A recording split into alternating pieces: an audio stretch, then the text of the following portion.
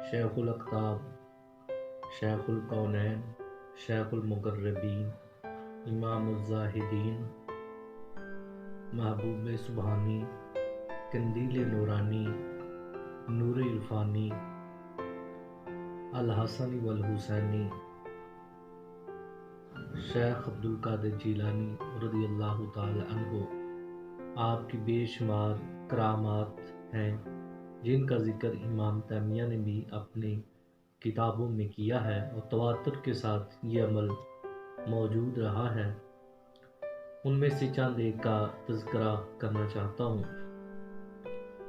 شیخ شہاب الدین سہروردی، عمر سہروردی رحمۃ اللہ علیہ، جو بہت بڑے ولی ہیں، آپ فرماتی ہیں کہ آپ بادشاہی طریقت ہیں، آپ کو موجودات میں تصرف کرنے والے ہیں، اور من جانب اللہ کی طرف سے آپ کو کرامتوں کا ہمیشہ تواتر جو ہے وہ موجود رہا ہے۔ ایک خلیفہ جو تھا مستنجد باللہ، وہ سلام کرنے کی غرض سے آپ کی خدمت میں حاضر ہوا اور آ کے آپ کے پاس جو ہے وہ بیٹھ جاتا ہے اور آپ کو 10 ہیرے جواہرات کی تھیلیاں پیش کرتا ہے۔ آپ نے کہا کہ مجھے اس کی حاجت نہیں، ایک ولی کو دنیا کے مال و زر سے کیا؟ تو اس نے جب بہت زیادہ اصرار کیا تو آپ نے وہ قبول فرمائی، ایک ہاتھ میں، ایک دائیں ہاتھ میں پکڑ لی اور ایک بائیں ہاتھ میں، اور پھر آپ نے ان کو دبانا شروع کر دیا۔ جب آپ نے ان ہیرے جواہرات کی تھیلیوں کو دبانا شروع کر دیا تو ان سے خون ٹپکنے لگا۔ جب خون ٹپکنے لگا تو آپ نے فرمایا کہ اے ابو المظفر، تمہیں شرم نہیں آتی لوگوں کا خون چوستے ہوئے؟ اگر مجھے تمہاری رسول اللہ صلی اللہ علیہ وسلم کی نسبت کا پاس نہ ہوتا تو میں اسے اتنا نچوڑتا کہ اس کا خون جو ہے وہ تمہارے محلہ تک پہنچ جاتا۔ شیخ عبدالقادر جیلانی رضی اللہ تعالی عنہ کے پاس روافض کی ایک جماعت آئی اور انہوں نے 2 تھیلے آپ کے پاس لے کر آئی، تو آپ نے ایک تھیلے پر ہاتھ رکھا اور آپ نے فرمایا اس کے اندر ایک معذور بچہ ہے۔ آپ نے بیٹے کو حکم دیا کہ اسے کھولو۔ جب کھولا تو وہ بچہ جو ہے وہ دوڑنے لگا، تندرست ہو جاتا ہے، اور دوسرے تھیلے پہ ہاتھ رکھا تو فرمایا اس کے اندر ایک تندرست بچہ موجود ہے۔ جب کھولا تو وہ بچہ دوڑنے لگا تو آپ نے فرمایا کہ یہاں بیٹھ جاؤ، تو وہ بیٹھ جاتا ہے۔ یہ عمل دیکھ کر وہ روافضہ کی جماعت جو ہے وہ اپنے عقیدہ باطلہ سے جو ہے منحرف ہو جاتی ہے اور ایمان صحیحہ لے آتی ہے۔ اسی طرح آپ کی کرامات میں سے ایک مرتبہ بچھو جو تھا وہ آپ کی پیشانی پر تھا، آپ نے اسے اپنے ہاتھ سے پکڑا اور پھر زمین پہ چھوڑ دیا تو آپ نے فرمایا کہ مر جا، تو وہ مر جاتا ہے۔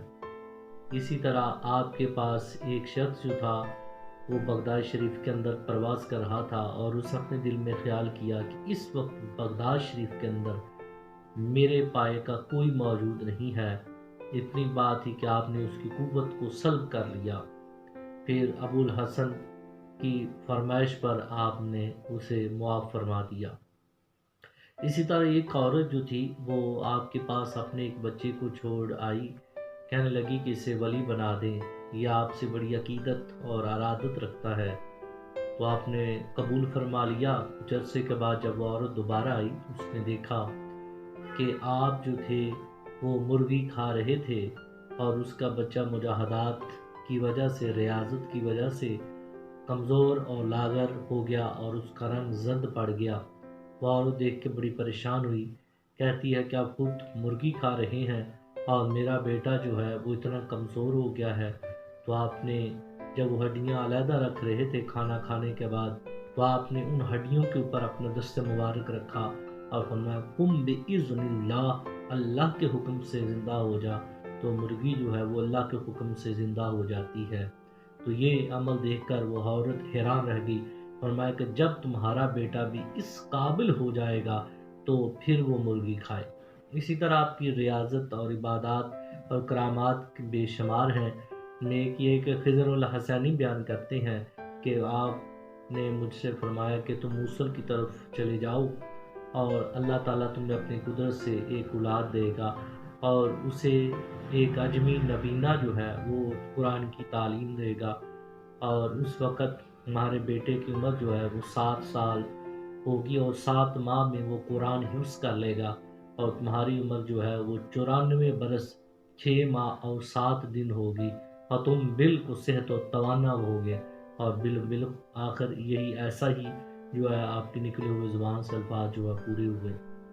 اسی طرح جو ہے وہ اگر آپ نے فرمایا خدا کی قسم اگر مجھے شریعت کی لگام جو ہے وہ میرے منہ میں نہ ہوتی تو میں تم لوگوں کو بتاتا کہ تم لوگ کیا کھا کر آئے ہو اور کیا پی کر آئے ہو، تمہارا ظاہر اور باطن جو ہے وہ میرے سامنے شیشے کی طرح موجود ہے۔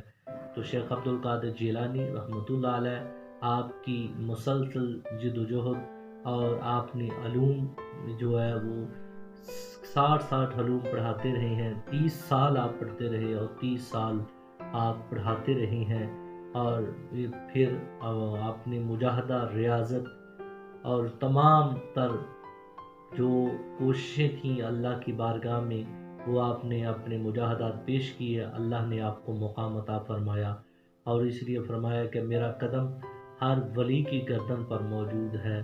تمام اولیاء اللہ نے انہیں خراج تحسین پیش کیا ہے۔